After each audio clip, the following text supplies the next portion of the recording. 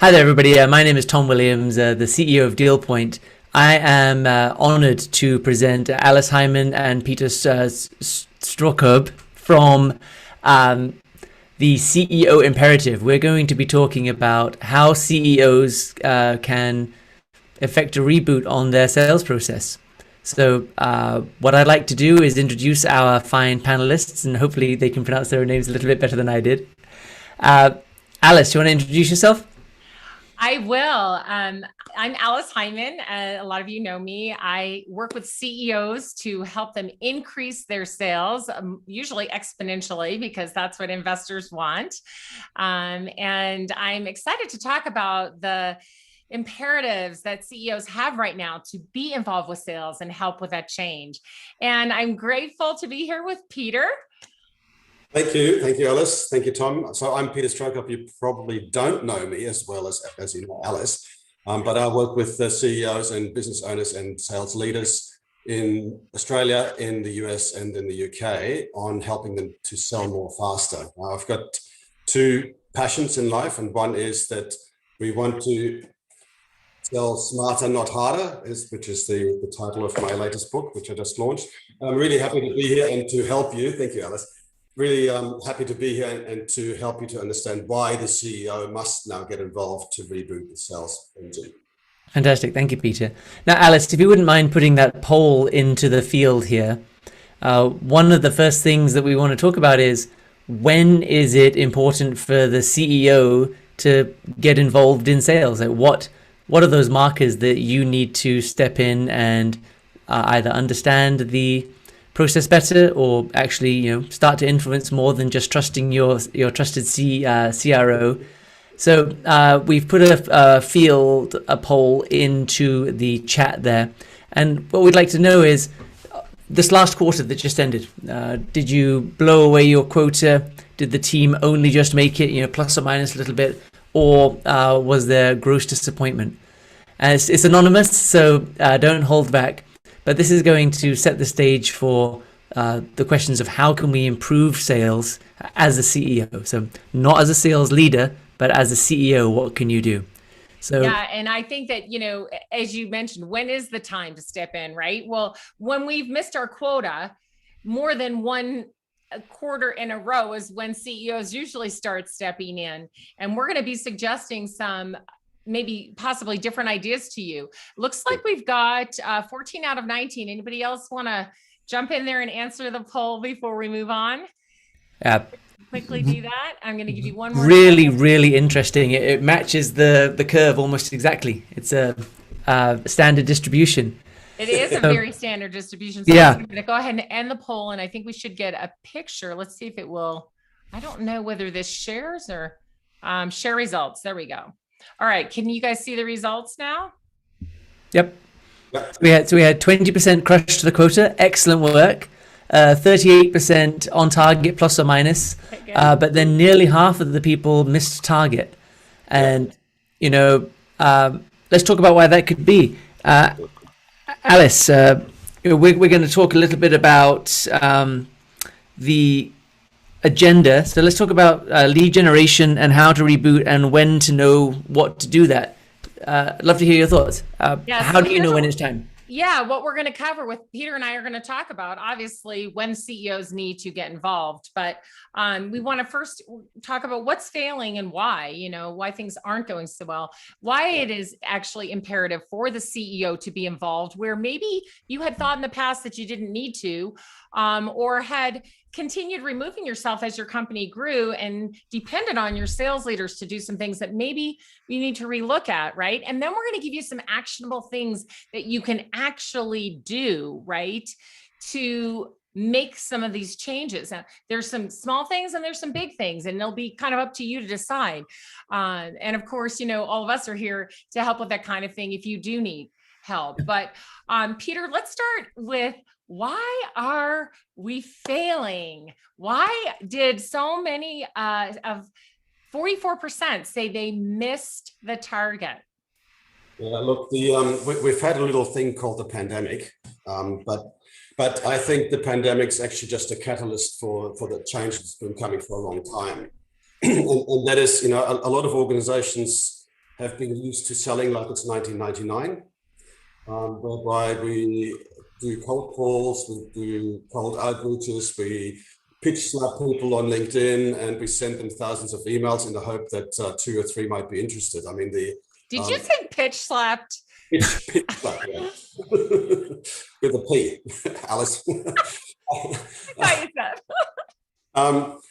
said. A good campaign is a good campaign result is now 2 or 3% response rate, right? So if you spam 10,000 people and only 10 or 20 reply, what happens to the other 9,990 people? And actually, I think this behavior was driven by sales automation, marketing automation, but just because the technology allows you to do it doesn't mean that you should be doing it. Right. Because you're actually ruining the game for everybody else, because the buyers will just retreat further and further into their tortoise shell and will say, no matter what you're selling, I'm not interested, right? So a lot of salespeople, a lot of sales leaders report that it's getting ever harder to reach the right kind of people and to engage with them in a meaningful way, because they're in a defensive position right from the get-go. And so it's because it's getting harder to engage with people, the management has a choice then to say, will we do more of the same? We just need to spam more people? Or will we do spam better? Whatever that looks like. Yeah. Or will we do something different? And really what we're talking about today is there is a better way, and you must take heed. Well, and I think, Peter, that's really illustrated by how many emails and cold calls do you take every week?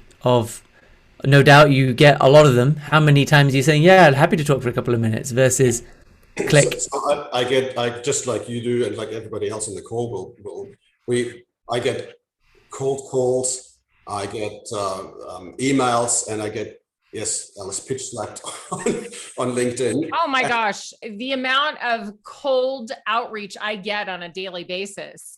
And we're busy. Everybody's busy, right? So you've got all of this incoming from all of these different channels, and there is nothing intriguing about any of it. And so it's just hit delete, hit delete, hit delete, get my email cleaned up, hit delete, get these LinkedIn's cleaned up, right? And I don't know about you guys, but I don't take calls, right? I don't take calls. I'm just curious, for all of you listening out there, how many unsolicited calls do you take per day? Like actually accept, you mean? Yeah, like, okay, you may get a lot, but how many do you answer, Tom? How many calls do you answer that are unsolicited from a salesperson who's trying to pitch you something or set up an appointment for their AE? How many do you? I'm laughing because we have some answers coming in. Oh. For example, 0. Oh, I'm sorry. 0. Did you say 0? But Yep. yet, as a CEO or a sales leader, you're asking your team to dial and dial and dial and send and send and send, when in fact, the decision makers, I mean, they're not all calling on CEOs, but they are calling on senior people in your organizations, especially if you have a complex sale. You're asking them to reach you, people like us. And it's not happening because we don't answer our phones. Yeah. Right. So, but this sounds like a sales problem rather than a CEO problem. Why? What's the CEO supposed to do about this? Yeah, it does sound like a sales problem. It is a sales problem to some degree, right? But I'm wondering, as a CEO, do you know what your salespeople are emailing out? Do you know how many cadences they have in a loop right now running to just, supposedly nurture or whatever, keep sending and sending and sending? Have you seen what they're sending out on LinkedIn? Have you heard any of their calls as the CEO? I'll say I've actually been mortified because several years ago, I was, I wouldn't say taken in, but I went with one of those firms that automates your LinkedIn outbound. And I tried it. And now when I go to reach out to somebody, I see, we're already connected. But it's because of this outbound machine 3 or 4 years ago. And there's texts that now will live with me forever with that person. Talking about, I guess the alligators got you. Sorry, we can't connect. And I'm mortified that went out under my name. But it did. And now that's like this that reputation will never go away for that particular person. It's deadly. Right. So right. really, Alice, what you're asking is to what degree of granularity is the CEO actually involved in the sales? Do they just take their weekly or monthly cadence call with the VP of sales, or do they actually know and understand what's going on behind the curtain? Right. Well, I mean, think about it. So is it your job as a CEO to rewrite all those bad emails that are being sent out? Absolutely not. Is it your job to listen to all the calls and say, oh my gosh, stop, retrain these salespeople? Is that your job? No, but it is your job to make sure these salespeople receive the right training. And it is your job to make sure that the calls would make you proud, that they have something engaging and intriguing to say to these senior leaders that they're trying to engage with, right? It is your job to know. And, you know, if I sent you all back the emails that your salespeople are sending me, you would be embarrassed. Like Tom was saying, you'd be embarrassed because I've done it before. I know a CEO, I get an email from one of their sales reps. I'm like, hey, I just thought you might like to see this. And they're like mortified, right? So you do need to know. And the thing is that you have to stop allowing sales leadership to continue to do more. And you have to support them and enable them to do better. So is there a good audit point when is this a monthly thing? Is it a quarterly thing? How do you introduce this idea of more engagement with the sales process? Peter, perhaps. Well, look, we've talked about that there is a better way, and we haven't talked about what that way looks like, right? And quite simply, if you stop thinking about your products and how you can sell as many of them by the end of the month, but instead turn around and say, what does that look like from the customer's perspective? Right? So if we really want to engage with our customers, and we want to stop being focused on how we want to sell and what we want to sell. And a couple of years ago, I wrote an article called "Did You Know You're Infected with We Syndrome?" And it's about most companies introducing themselves by saying, we do this and we have that and we're so great and you're just going to buy from us, right? So we syndrome. Instead, we should talk about what is it that we achieve for our customers. So we need to move from a product focus or services focus to a customer's outcomes focus. Right? And so what does that mean? Well, customers don't want to be ambushed and, yes, Peter slapped, with cold emails and unsolicited outreaches. What they want is they want to be informed, guided, and helped to make an informed buying decision. It's actually quite a fundamental change in culture.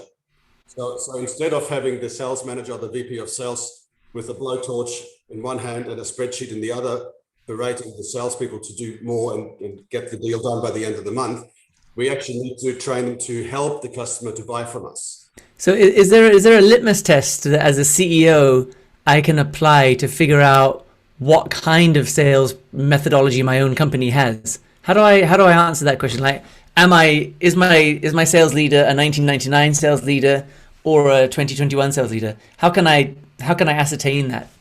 Well, I think as a CEO, you should know what leader you've hired, right? Because and you're dealing with them on a weekly or monthly basis, so you should know whether they're talking about just the numbers or whether they're talking about business outcomes, testimonials, success stories, and that sort of thing, right? Because you as a CEO at the top of the organization, you set the tone, you set the culture.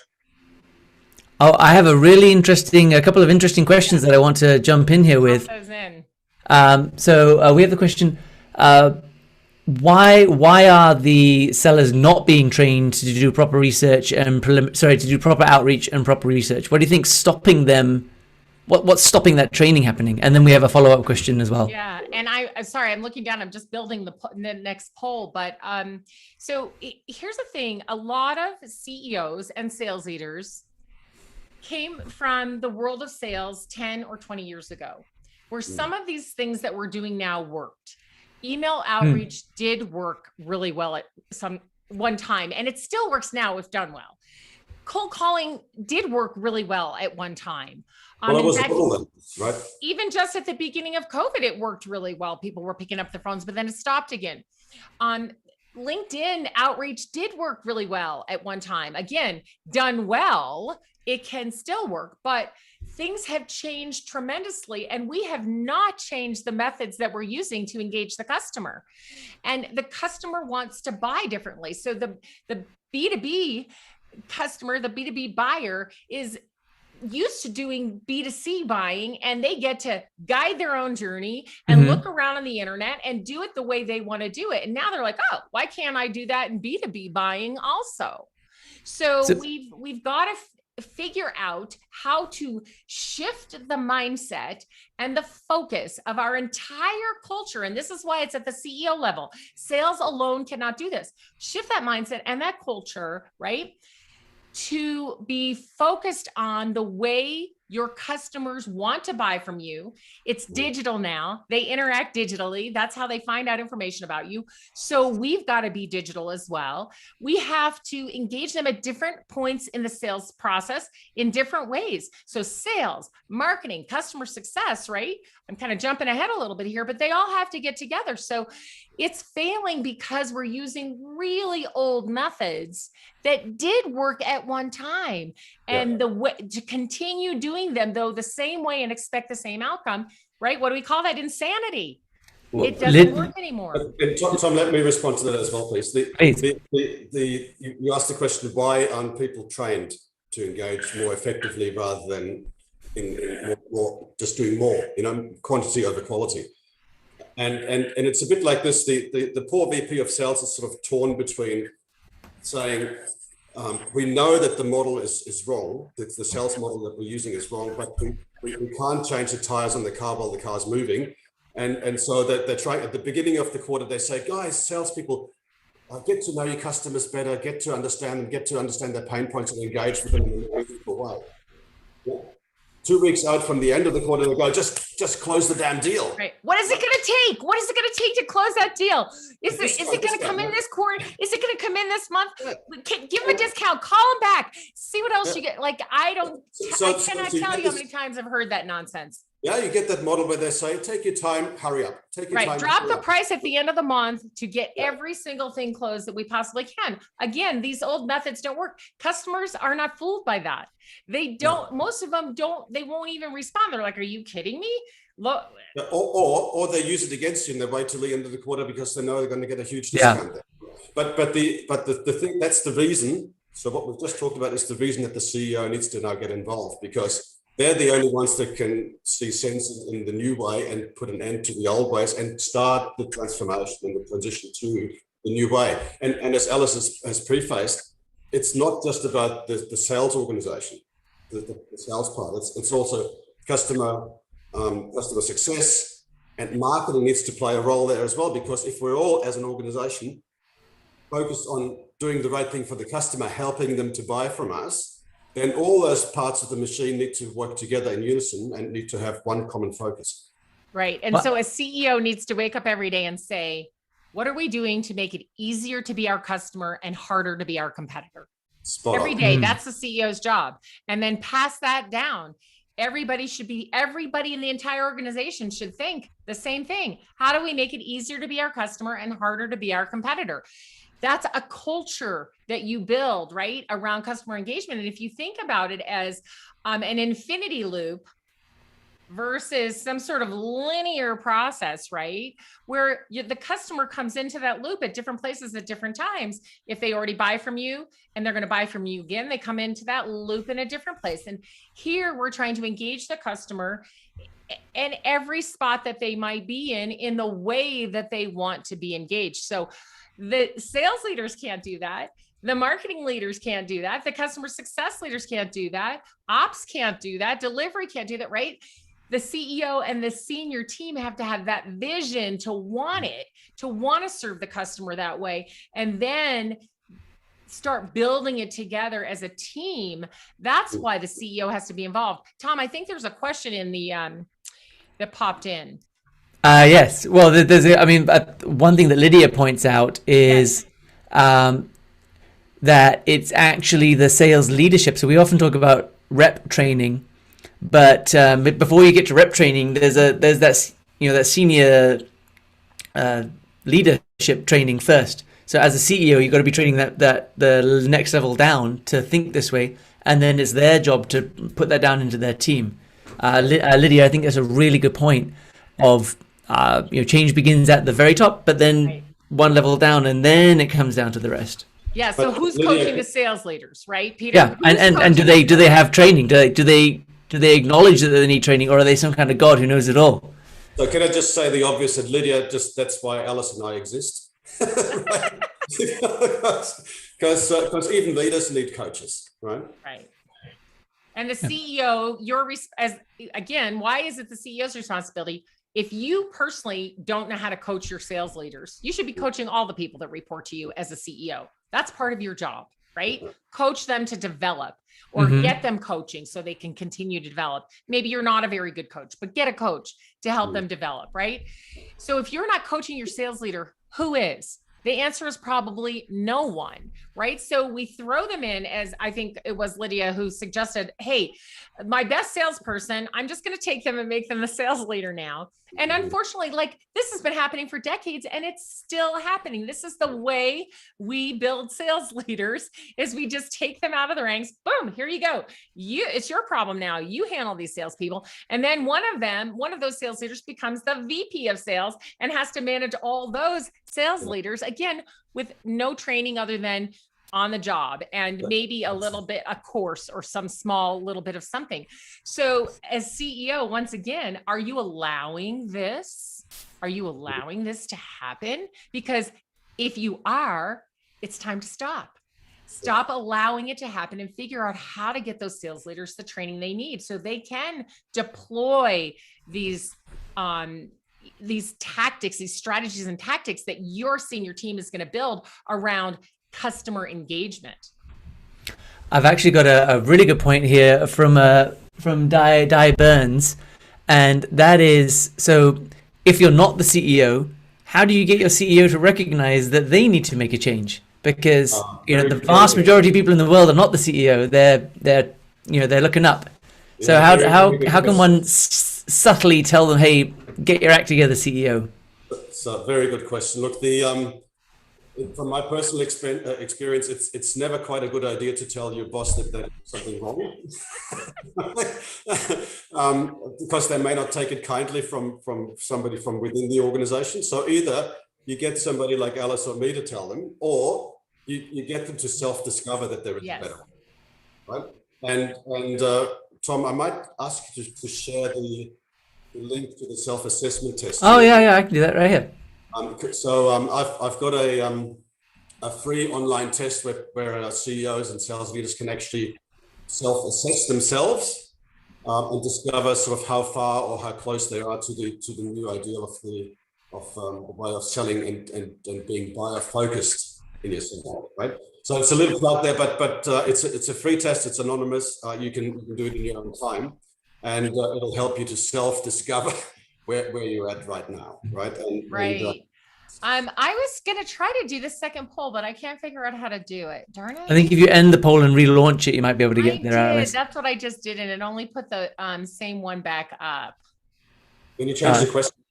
Oh no, here we go. Look. I'm going to clear that clears the results. Yes. Irritating. Yeah. But why don't we just ask the question then? Oh, here, I see it. I figured it out. Hang on. I might be smarter than I thought. Hold one moment, please. Anyway, no, maybe I'm not. Edit. Okay. Oh, here it is. Okay. Oh boy, these fancy, all these fancy tools that I have. All right, here we go. We've got, there's two questions showing up on the same poll, but let's just talk about this since you've heard us kind of say what's wrong and why you need to get to the CEO. What I want to know now is, how will your team, not everybody else's team, you personally, the 26 people on this call right now, what is going to make it better for your team? Doing more of the same, doing the same strategy, but doing it better, right?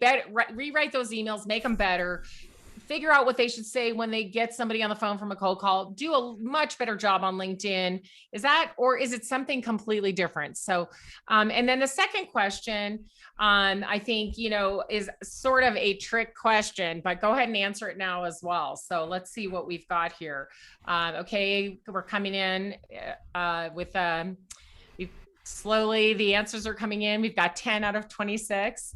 So, Alice, perhaps you'd like to explain what account-based engagement is. What does that mean? 'Cause yeah, I've certainly heard account-based marketing, ABM. Are those two things related?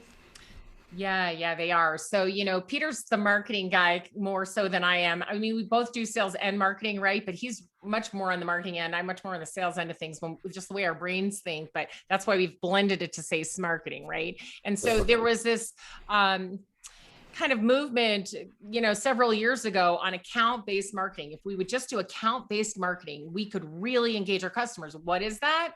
That's taking a named set of prospects that you want to go after, learning about those. Let's say take 25 companies, learn about them, find 4, 5, 6, 7, 8 people at those companies that could be a good target, might want to talk to you, and then put out marketing that is customized towards them, right? So we're using data, information, stories that would engage those specific people. And instead of just casting a wide net and sending out marketing messaging to everyone, right? Well, then that turned into, if we're going to do account-based marketing, should do account-based sales, right? And then it turned into, as John Miller says, account-based everything. Well, that's great. Absolutely should be account-based. Why? Because it's customer-focused and we're trying to get the customers we want the most. But with account-based engagement, it goes beyond that, because now you're thinking about your entire company. How does everyone at your company interact with your prospects and your customers to give them a great customer experience? So to engage them, to intrigue them, to pull them in, to want them to be a part of your tribe. It's about everyone, not just marketing. So that's why we've moved from account-based marketing to account-based sales, to account-based everything, to account-based engagement, because account-based engagement goes beyond sales, marketing, and customer success to the entire company. To that thinking about the buyer and where the buyer is coming from, how they want to buy, and all, what their objectives are. What are some of the practical tactics, if you like, to direct your sales leaders in to make sure that they really are thinking buyer-centric, buyer first? Peter, do you have any? If there's one thing that you could take to the team tomorrow, what would it be? I do, and I think I'll just expand on what Alice said about ABE, and that is that if you try to reach 10,000 people, you've got to make your message very, very broad, and it sounds and looks and smells like a template, and people stop paying attention to it. Right.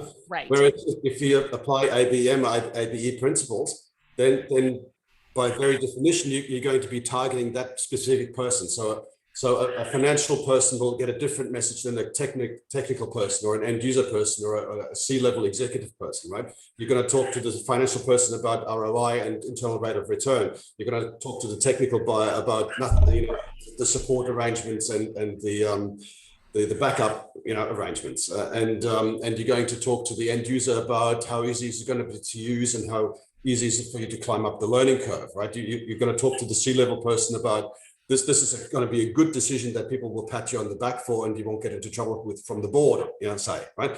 So you can tell how you're going to direct your messaging to the relevant person to look at your solution, your service, or your product from their perspective with their lens on, so that when they all come together as a committee to decide which vendor they're going to go with, they're going to miraculously discover that, these guys tick my box. Yeah, they tick my box too. Oh, they tick my box too. It becomes a no-brainer, right? But that means you can't do that to 10,000 accounts, right? You've got to use a small subset, like 2, 3, 4 big ones to make it worthwhile, and then target them really in a focused way. And do it really well. And so that means you got to do your research, you got to identify the gatekeepers, the decision makers, the influencers, target them individually. And you may not go to the CEO first off. You might take a middle manager out to lunch or to breakfast and get the dirt on the organization, like what's going on behind the curtain there, right? And then you've got the insight to then engage at a more senior level. So it takes more effort. But if you select your targets really wisely and you focus them in a really effective way, the rewards will come better and more than spamming 1,000 people hoping that somebody will be interested. Well, and Peter, there's There's a lot to say for actually talking to an end user. Like, they're not a decision maker, but you can you can understand their pains. I do that all the time. And then I go to their manager or their boss or whoever and say, here's what you probably don't know what's actually happening in your org. I probably know more about it than you do, because I can tell truth to power, but she can't. Yeah. Well, look, it's intriguing to me that whenever you do a voice of the customer exercise or a one lost deal analysis with the customer, like Alice and we might go in as Switzerland to our customer and say, what do you think of my customer? And the surprising thing is that they always tell us, right? They go, oh, I've been meaning to say this a long time. I haven't told them, but I'll tell you. And you get the dirt on what the customer really thinks of you. And that's gold for our customers, because they get the intel coming back, and it doesn't ruin their relationship, because the customer doesn't feel like they're endangering the relationship that they have with you. They're just telling some third party, right? So Di is asking, is that a relationship building or something different? And I think it's a bit more focused. Like, if you know where it's going, it's not just, hi, can we be buddies? If you have a goal in mind with an ABE strategy, it's different than just let's be friends. Like the old challenger, you could have a relationship builder or a challenger. I think it's one step, but if you're mindfully, digging for information, you're not just a relationship builder. You're trying to figure out. You're like a doctor trying to figure out what their problem is, and you're trying to discover symptoms. Yeah, it depends where we are in the sales process too, right? So what it is more than relationship building is engagement, right? So I need a message that matters to you. Yep. And when you see that I have that and you're intrigued by it, and you also see my credentials, right? What my company does and why it's credentialed, because I can look online and see all that stuff, right? So when I can intrigue you and then I have an intelligent conversation with you, now you trust me. Yeah. The like comes after that. In the old days, we used to get them to like us first, take them to drinks, take them to dinner, play golf, do fun stuff, get them to like me, build a relationship, then ask for the business. Now, what we want to do is say, look, everybody's busy. I know your world. I know the problems in your world. Here's a little bit of information that you might really be interested in. And I'd like to talk with you about that. Intrigue them and bring them in, and then be that subject matter expert. Now, unfortunately, a lot of our salespeople aren't in a position to be that subject matter expert. Well, that is a challenge, isn't it? It is. It is indeed. I want to say something about relationships as well. Mm-hmm. A lot of people think relationships means, like Alice said, you've got to like me, but you can just have a business relationship. Right. There's not a lot of CEOs that are looking for a new friend, really, right? But they want to know what they don't know. They don't know. That's right. They want to know what they don't know. And I think, again, why we're talking here about the CEO imperative for sales is, what does a CEO need to do right now? Well, the number one thing, in my opinion, is they need to stop being in charge of sellers as their sales organization and start being in charge of sales. When I say that, I'm like, okay, most sales leaders are in charge of sellers. They're worried about sellers, training sellers, hiring sellers, managing sellers, hiring people to manage the sellers, right? But if we're really doing an account-based engagement approach where we're trying to engage our customer and bring them in, intrigue them, right? We have to be in charge of sales, which means, what does the customer need from us at each part of their journey? And let's say in a complex sale, there's 5, 6, 8, 12 people that we need to intrigue and engage. What do we need to produce? And that's why it's not just sales, it's marketing and customer success. Because if you're already my customer, what does customer success need to do? What tidbits, what knowledge, what can they push out that's intriguing to bring people back in? So marketing can do it all the way through the entire sales cycle. Sales can do it when it's their piece. Customer success can do it when it's their piece, right? Marketing. There's an internal collaboration position there too, because it has been known for sales to make promises that CS had, or implementation had, no idea about. Right. So it's important that they're able to deliver on those promises. So there needs to be good internal coordination. So Lydia says, instead of know, like, trust, it's more probably know, trust, like. Yes. So definitely that trust is the important part, because you can go have fun with people you don't trust, but I wouldn't want to do business with them. Let me put this poll up, and because I've got 21 out of 26. Last chance, if you want to do the poll, quickly put your answers in, and then I'm going to put it up there, and then we can move into, so what are we going to do about it, right? So how are we going to get the CEO engaged if we're not the CEO? If we are the CEO, how do we do this without micromanaging sales? Now, is this all about now I have to go micromanage sales and marketing and customer success? That's not my job as a CEO, right? So how do we get this mindset to be in charge of sales and not sellers? And how do we get this customer engagement mindset? So let's end the poll and let's see what happens. Share results. Okay. So in some cases, we have more of the same. Same strategy, better execution. And then the bulk here is saying something completely different. And that's healthy. That's really healthy. Yeah. Yeah, that's what we're going to really talk about. We're going to talk about what is that something completely different, or some of the things that you could do better. Because some of you may be using some of these methods, but you may be able to do them a bit better, right? And then Tom, what is that? What have we got on that second poll? Can you see that?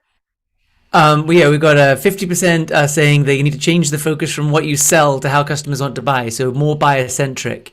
Yeah. That's certainly a very common, I'd say, my experience is a very high level aspiration. Yeah. And then it often the rubber hits the road a lot when it's near the end of the month and like, God damn it, we need to sell. So that is indeed where the CEO needs to come in and say, no, we really do need to understand. Yeah. I'm always suspicious when my sales team says we're closing at the end of the month. I'm like, well, that's funny. Is that the buyer's timeline or is that your timeline? Yeah, you know what I like to say to them? Close dates come from customers, not quotas. Yes, absolutely. Yeah, and your job is to get enough close dates this month versus next month. But they shouldn't be ending at the end of the month, especially not at the end of the quarter. Right. Why on the 30th? I'm deeply suspicious is what I always say. Yeah. I've got a couple of comments here. Should somebody be scheduling meetings between CEOs? CEOs talk to CEOs. Any comments there? 100%. Well, yeah, there are enough forums. There are enough CEO forums out there that they can. Well, I think Lydia is thinking in terms of the actual ABE sales process. So sellers are talking to the end customers and all that, but let's have a CEO to CEO call. Say, hey, I understand my people are talking to you. Yeah, we certainly do that at Deal Point. We do that all the time. I mean, look, a CEO can reach out to another CEO much more easily than an SDR can, right? So let's use that peer level engagement opportunity if we can. But it's not the CEO's job to do the selling. It's the salesperson's job to orchestrate. And so just let's remember that the days of lone wolf selling are gone, especially for all of you companies who are under $100 million and you're selling to companies 100 times your size, multi-billion-dollar companies. Look, Tom is not going to get to talk to the CEO of Ford Motor Company. He's not, even though he's a CEO. Well, maybe. Okay, I don't know, Tom, but he's probably not. Doesn't matter how, how. So that's just not the way it works. But where there is similar levels, you want to match them up. So let's say at Ford Motor Company, though, he might get to talk to a GM who is in charge of a whole unit that's thinking of purchasing his product, because that would make sense, right? So we have to do team selling. Why? Because that's the way the customer wants to buy from us. They want to talk to a subject matter expert. They want to talk to the person who's going to install it and make it work. They want to talk to the people who've done it and know how. They do want to talk to a smart salesperson who has information and can be helpful in making a decision and keeping it transparent. Yes, of course. But we've got to bring in all these people and match them up, especially when you're talking about deals that are hundreds of thousands or millions of dollars that you all want. Now, some of the smaller deals, you don't need that level, And I think that's what I'm hearing, Alice, is that's where it's the salesperson's job to coordinate with the internal sales team. Yes. And like the internal resources and the buying team, because they're these two separate teams, and the salesperson is the quarterback, right? Yeah. Can I just chime in as well? And it's very important that the CEO doesn't think they have to start closing the deal, right? No. Because I've seen plenty of CEOs that talk to other CEOs, and all they talk about is, we are great and we have all these customers, we've got this many people, we've got this many locations, blah, blah, blah. We syndrome, as I mentioned earlier. what the CEO should really do is just set the scene overall and say, this is what are people doing in your organization, Mr. CEO, and or at that peer level, and basically orchestrate, not even orchestrate, but just round the whole picture out from a strategic level, and not try to get into the nitty-gritty of each individual deal. It's very tempting for a CEO to do that, but they should not. So that absolutely 100%. We've just got a few minutes left here, and we need to give some people some actionable things, but I want to just finish up on these two polls are going to lead us right into it. So those of you who want to do something different, we're going to talk about that. What could be an initiative? Rally the culture around the customer. Yes. Build out account-based engagement, change focus from what you sell to how customers want to buy. It was a trick question. All of the above is the answer. So I didn't mean to trick you, but I did. So it's a trick question, right? That's what we need to do. So let me stop sharing the results and let's talk about what are some of the things that your salespeople are doing, and just chat it in. There's 26 of you on here, so I should see at least 10 of you participating, maybe even more. I know some of you are multitasking. What are a few of the things that your salespeople are doing that are working and they're actually getting conversations? Because what does every salesperson want? More conversations with people who can buy. So what at your organization is working to get the right people on the phone with your salespeople? Type that into the chat there. And Alice, I just added the template that you and I made together about mutual action plans. So if you can have a plan as to how we're going to fix this person's problem, Alice and I, a couple 3 months ago, made a template. So how to make a template for your own organization. And it's really helpful as a way for your sales team to coordinate all those different parts towards fixing the customer's problem. Nice actionable thing to look at, and it's a free download there on the link there. Absolutely. It's a tactic that any sales team can use together. And it's a way to bring in all the different players and to outline for the buyers and the selling team what needs to happen in what order so that you can solve the problem, which not sell the software, fix the problem. Solve the problem, which hopefully will end up with them buying from you, but it also might lead you to say, guess what? We're not the best solution for you. Let's go look elsewhere. Let us help you. So in either way, you part gracefully because there could be another opportunity in the future, right? So let's talk about, Peter, what are some of the main things that CEOs need to get focused on right now to move this forward, and how can their team help them? Okay. So like I said, the big change is a change in focus and a change in, culture. Culture? What did I hear you say? Culture? I know that nebulous word, right? But to allow the VP of sales enough runway to actually make the change. Don't harass them at the end of the month or end of the quarter or results. You allow them to have a plan and to move towards that change towards the customer focus. Equally do the same thing with customer success. Remembering, just for a second, when you make a change, there's transition time needed. Go ahead. Yeah. So secondly, have a plan, right? And I described this in my book, that it's very important that you get the individual stakeholders to be part of the solution and allow them to contribute to the plan. Don't just impose it on the organization and go, you do it.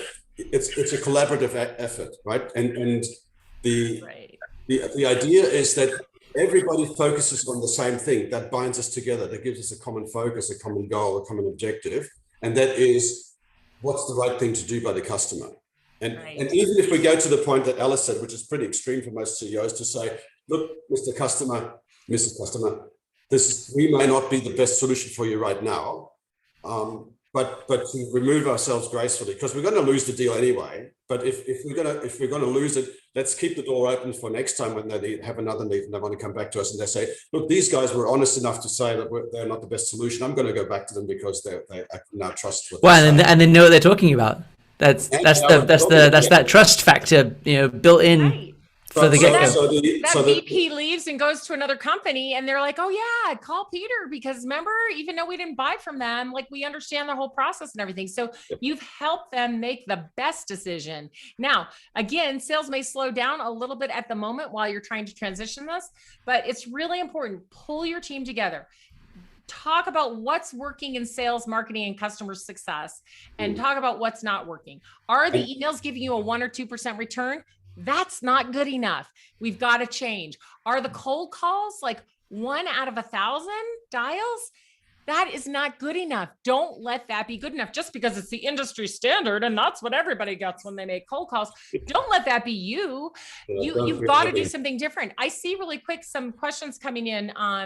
Tom, so you want to hit us with those and then Yeah, well, we had some good insights. You asked, what are some of the common practices? So targeting accounts who match the ICP, the ideal customer profile, making sure that you have a multi-threaded approach. That's from David Pearson.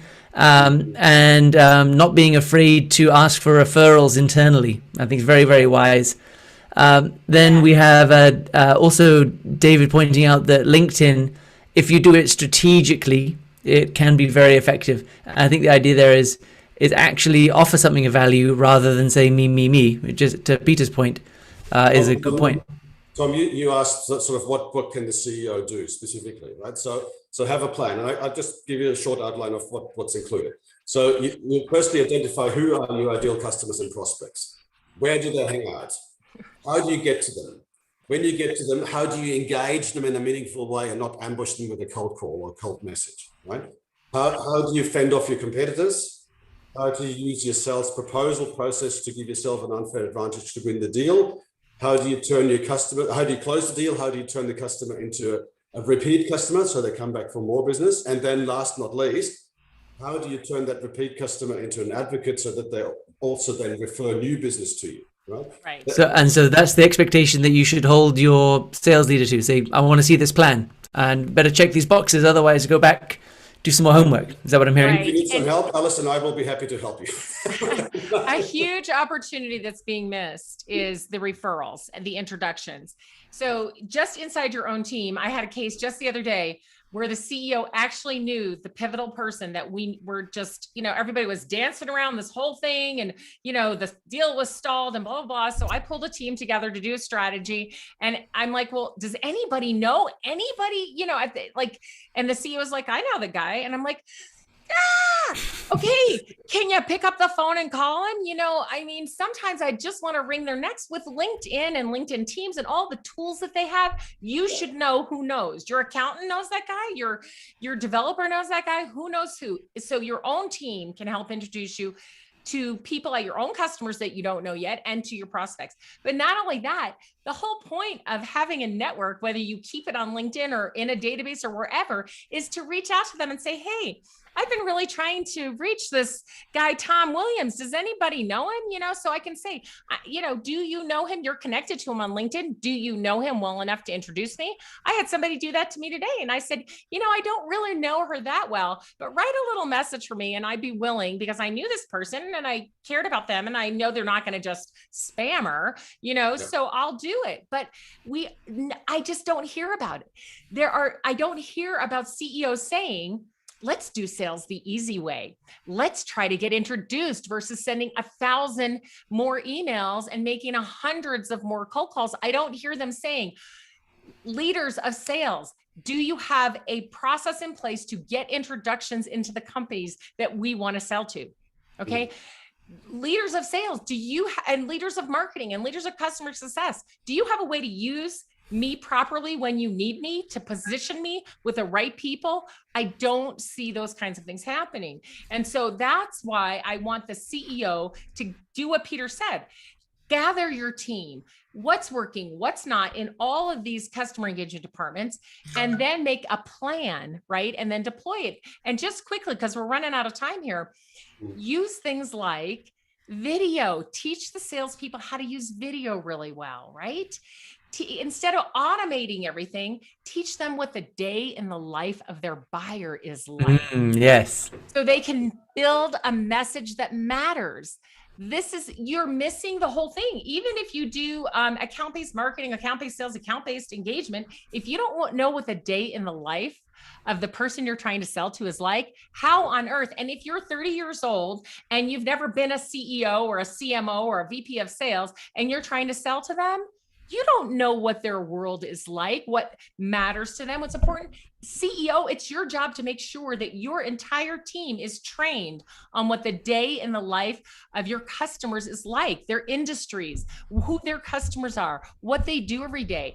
That's your job to make sure everybody knows that so that they can serve them better. And not just the sales department, right? And CS is probably the CEO is probably most likely to know because they have this vision of how the company works. I would say CS are the people who are most engaged in the life of the customer. So they should be feeding back into sales and marketing like, this is actually what our product is doing to fix their problem, because they're seeing it in real life. So definitely that's your largest resource for, if you like, closest to the metal research is the CS team, if they're doing their job right. So the corollary is that the CEO can no longer just rely on the VP of sales to know what they're doing. They actually need to orchestrate the organization to make sure that there's success there. So I think we should go into Q&A because we're running. Yeah, we're at time. So the point of this whole thing is CEOs, get your entire company rallied around the customer and the way that the customer wants to buy from you, and make sales easier. It doesn't have to be hard. It might be complex, but it doesn't have to be hard. So we have a couple of minutes here. If anybody has any questions, although I'm sure that both Alice and Peter would accept questions offline as well. Alice, you'll be sharing this video with the folks, I presume? I will send it out to everyone who registered. And I don't know, Peter and I, we got to figure out where it will live. But for right now, I'll just send you the link and you'll go to Zoom and you'll be able to watch it. So Sweet. Questions coming in. Not yet. I think we've stunned them. With Curious of the PMI. crowd. Would you type in to the chat if you are the CEO, or if you report directly to the CEO, or what your responsibility, your role and responsibility is in your company? Let's have everybody chat that in for us so we can get a little bit of a read on that. Right on. Got some CEOs rolling straight in. I like how the CEOs are the first ones to answer, like, oh no, I'm the CEO. Okay.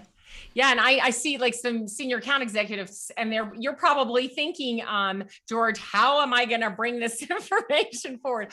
When you get the link, George, just forward the link and have your senior person that you report to watch it. Let's see, what else have we got there?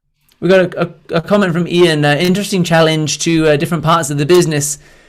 What if we were 100% referral business and no sales? How would you change? Would that change the customer experience? So you still have to engage. Like you might be referred to somebody, but the referral is not going to get you the deal. You still have to engage in a meaningful way. And if you start off with we do this and we have that, you're going to start off on the back foot. So you got to have a customer focus and look at how you can solve their problems, how you can help them make an informed buying decision to buy from you. And Ken has a follow-up question similar to the one we heard earlier of like, how do I get my CEO to do this? How do you gently, without destroying the morale of your sales leadership or without them feeling threatened, how do you tell them to get their act together? Yeah. I think that you bring them into it, right? You brainstorm it like, here's what's working, here's what's not. What do you think we can do differently? And then I think you educate. I was at the Gartner conference yesterday and today learning about the research. A lot of other good organizations like Corporate Visions put out good research. Peter's got a great book. You can get them started, do a book club and have them read Peter's book together and pick one idea you want to do differently, right?